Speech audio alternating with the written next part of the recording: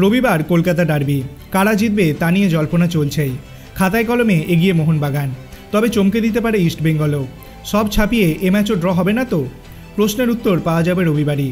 মোহনবাগান সমর্থকেরা এটা ভেবে খুশি যে হতে পারে কলকাতা ডার্বিতে নামার আগেই আইএসএল এর প্লে অফ নিশ্চিত করে ফেলতে পারে সবুজ মেরুন।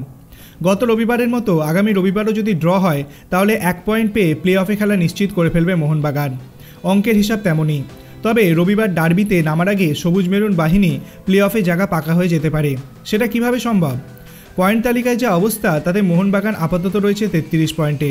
বাকি সব ম্যাচে জিতলেও Jamshedpur FC, North East United, Punjab FC, East Bengal ও হায়দ্রাবাদ এফসির পক্ষে 33 পয়েন্টে পৌঁছানো সম্ভব নয়।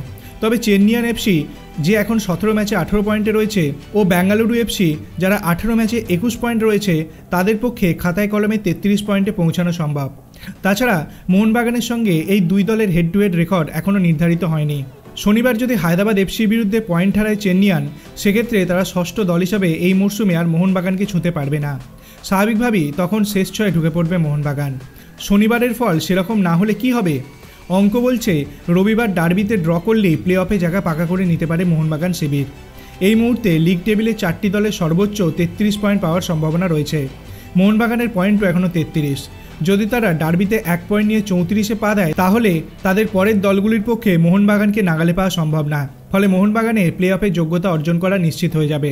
আপনার কি মনে হয়, রবিবার ডার্বির আগেই কি মোহনবাগান প্লে অফে উঠে পড়বে? আপনার অভিমত আপনি কমেন্ট সেকশনে জানাতে পারেন। ভিডিওটি ভালো লাগলে লাইক করবেন, চ্যানেলটিকে সাবস্ক্রাইব করতে ভুলবেন না। ধন্যবাদ।